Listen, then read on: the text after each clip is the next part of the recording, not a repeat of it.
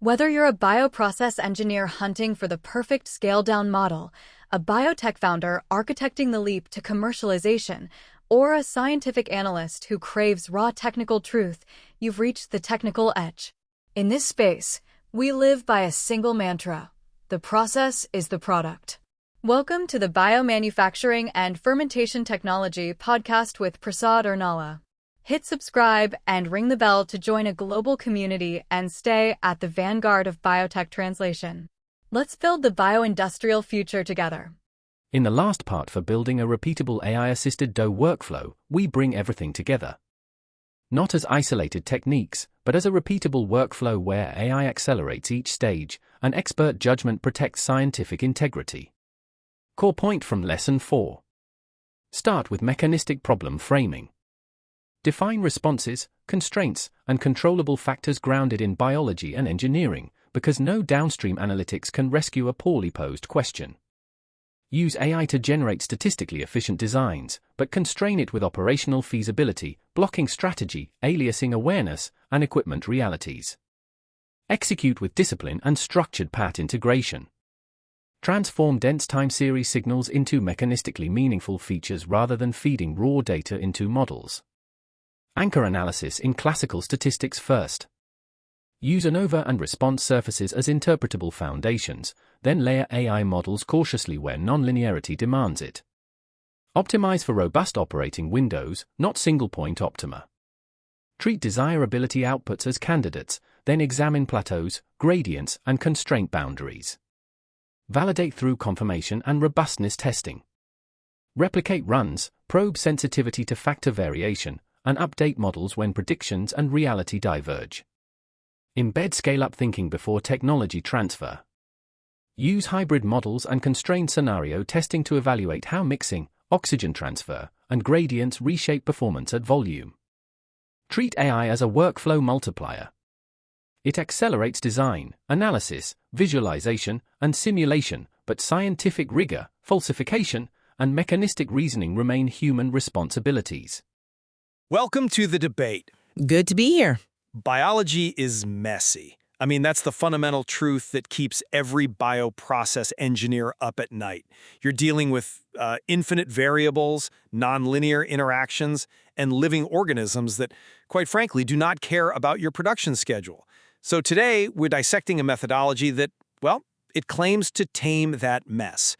We're looking at the end-to-end AI-assisted design of experiments workflow. It's a bit of a mouthful, isn't it? But really what we're talking about is a formalized 7-steps machine that's designed to take us from, a vague idea on a whiteboard to a validated large-scale manufacturing process without us losing our minds in the middle. Exactly. It's a structure that's been described in the literature, moving from problem framing all the way to scale-up scenario testing. And the central question we're wrestling with today is this: does this workflow represent a fundamental leap in our ability to manage complexity, effectively turning biology into a rigorous engineering discipline? Or does the introduction of AI at every single stage just accelerate our ability to make high-confidence mistakes? That is the crux of it. Is this workflow an amplifier of expertise, as the proponents would claim, or is it just a machine for generating what I like to call prediction fantasies? Right. So I represent the view that this workflow is a revolution in efficiency. It creates this tightly coupled chain from design to scale up that lets researchers handle interaction effects and data densities that human intuition simply cannot process alone. We are drowning in data, and this workflow is the life raft. And I, of course, take the opposing view. I believe that while the tools are undeniably powerful, this workflow is just fraught with failure modes at every single step. My argument is that AI lacks mechanistic understanding. It doesn't know why a cell dies. It only knows the math of it. Without intense, almost skeptical human oversight, you end up optimizing for mathematical abstractions rather than biological realities. Well, let's get into the structure of it. I want to start by laying out why this 7-step structure is so critical. When you look at the progression, step 1, problem framing, step 2, AI-assisted design, then execution, analysis, visualization, validation, and finally scale up, what you see is a system designed to eliminate the art of fermentation and replace it with data science. I see why you think that, but let me give you a different perspective. Eliminating the art sounds nice in a boardroom, but often that art is actually deep, tacit mechanistic knowledge. It's the guru who knows the yeast strain smells a bit like bananas when it's stressed. But relying on the guru is what keeps us trapped in trial and error. That doesn't scale. The power of this workflow, particularly when we get to step 2, the AI-assisted design, is that it forces us to see beyond one factor at a time experimentation. We aren't just guessing anymore. The AI can calculate metrics like D-optimality or A-optimality to balance statistical power against budget constraints far, far better than a human can manually. I'm going to stop you on D-optimality, just so everyone's on the same page. That essentially means choosing experimental runs that minimize the variance of your parameter estimates. It spreads your data points out to the corners of the design space to get the most bang for your buck. Precisely. It maximizes the information content of every dollar you spend. It ensures that the design matrix allows for the independent estimation of terms.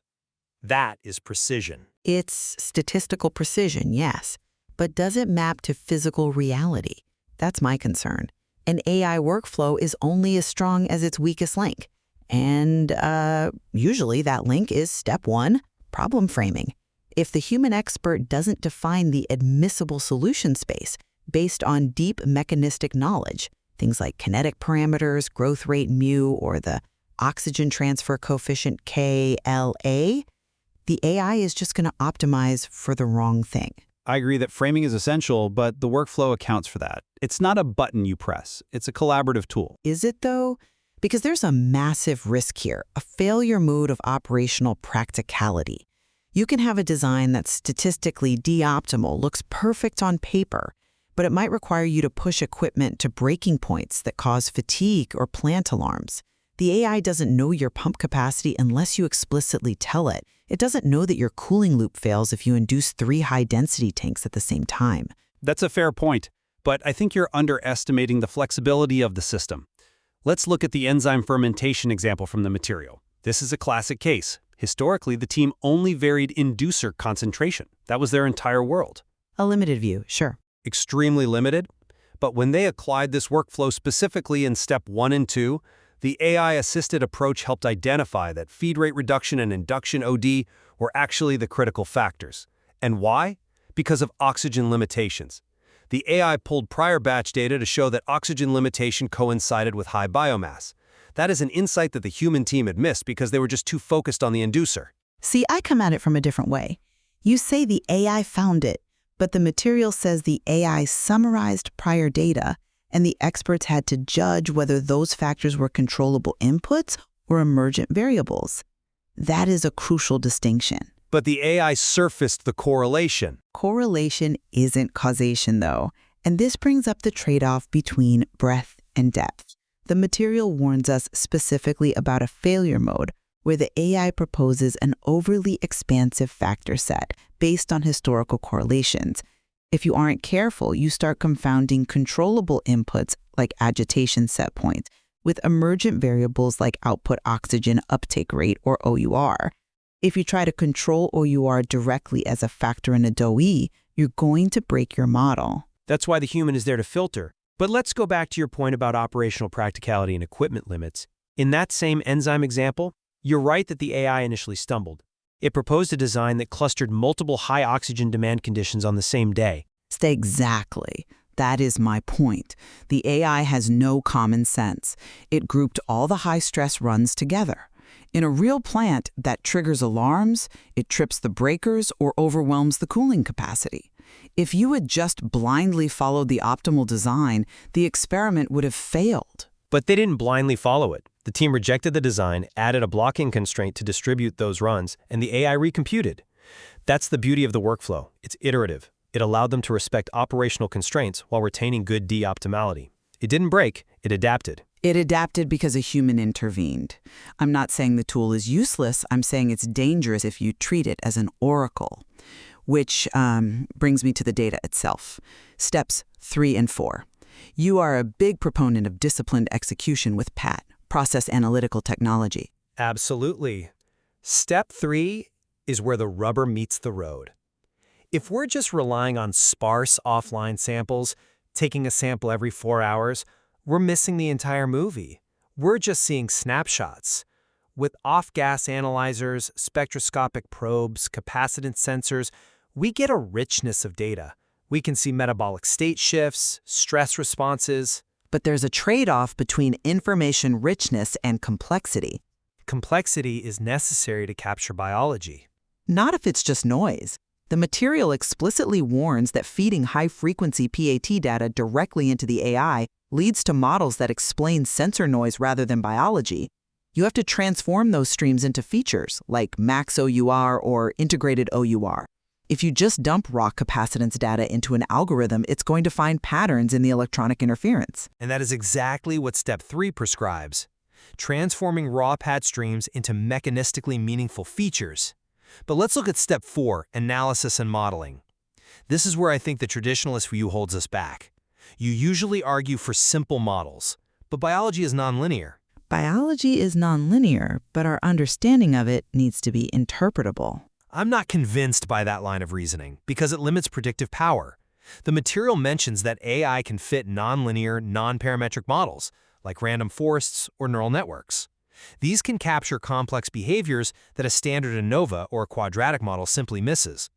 If there's a complex interaction between induction timing and metabolic burden, a random forest might see it when a linear model implies it doesn't exist. If you use a machine learning model on a limited design of experiments dataset, which is usually small because experiments are expensive, you are prone to massive overfitting. Not if you use proper validation. Even then, the material gives a specific example. They fitted a quadratic model that showed a significant interaction between induction OD and feed reduction. It was interpretable.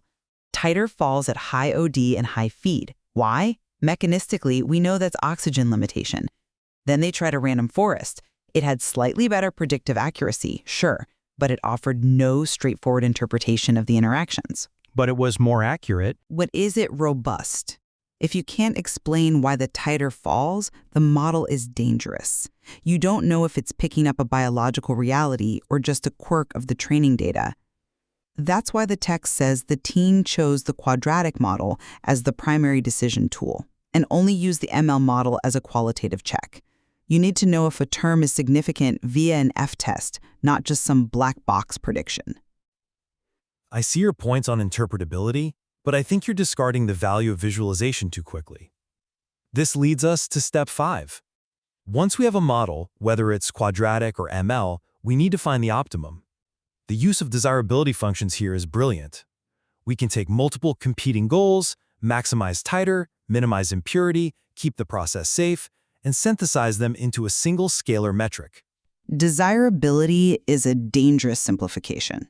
It's a necessary simplification. We can't optimize 4 variables simultaneously in our heads. But when you collapse everything into a single number between 0 and 1, you hide the trade-offs. You hide the cliff edges. How so? The plateau versus peak argument. This is critical in bioprocessing. The AI chasing the highest desirability score might point you to a very specific peak, say OD 9.0 and feed reduction 40%. It says this is the optimum. And if the model is good, it likely is the mathematical optimum. In a computer, yes. But in the real world, the material describes inspecting the response surface. You might find that the region around that peak is incredibly steep. If you drift to OD 9.2, your performance crashes. That's a fragile process. I would much rather have a slightly suboptimal result that lives on a plateau, say OD 8.5 to 9.5, where the performance is flat and stable. I don't disagree with the preference for robustness, but Step 5 actually enables you to find that plateau. The contour plots allow you to see those ridges and flat spots. The AI doesn't force you to pick the peak, it shows you the map. It shows you the map, but it biases you toward the peak. It requires a human to say, you know what, I will accept 5% less titer for 50% more reliability. And that leads perfectly into Step 7, scale-up scenario testing. This is where the workflow really proves its worth. You talk about reliability. Step 7 is entirely about ensuring reliability at scale. Or simulating it, at least. simulating it with high fidelity. The material discusses using hybrid models, combining mechanistic transport equations, KLA, mixing time, with empirical kinetics. They give an example of simulating single-point versus multi-point feeding. Right, the glucose feeding strategy. The AI simulated the process under large-scale conditions. It predicted that with single-point feeding, just dumping sugar in from the top, the efficiency would drop to 70% due to gradients. The cells at the bottom are starving, while the cells at the top are drowning in sugar. A classic mixing heterogeneity problem. But with multi-point feeding, the simulation showed efficiency stayed above 90%. That insight, before a single large tank was built, saved millions in potential retrofits. You cannot get that from intuition alone. You need the computational power to simulate those mixing times and oxygen gradients explicitly. That is a compelling success story. I won't deny that. But, and this is a huge but, those simulations are prediction fantasies unless they are grounded in step 6, validation and robustness testing. Of course, validation is part of the workflow. But specifically, the use of scale-down models. You can't just trust the hybrid model. You have to run the bench scale experiment with oscillating dissolved oxygen to mimic the large tank. The material explicitly states, without physical confirmation runs to prove falsifiability, the AI scenarios are just prediction fantasies. I agree. Falsifiability is the core of science. And robustness isn't just about the scale-up physics. It's about the input variables too. Step 6 talks about checking sensitivity. Is the process sensitive to plus or minus half an OD unit? The AI helps analyze this, but the human has to decide if that sensitivity is acceptable given the plant's control capabilities. If your plant sensors drift by 0.2 units and your process crashes at a drift of 0.1, you do not have a manufacturing process, you have a lab experiment. And that is why the workflow is a tightly coupled chain. You can't skip step 6 and expect step 7 to work. But my argument is that without the structure of these 7 steps, you're much more likely to miss these things.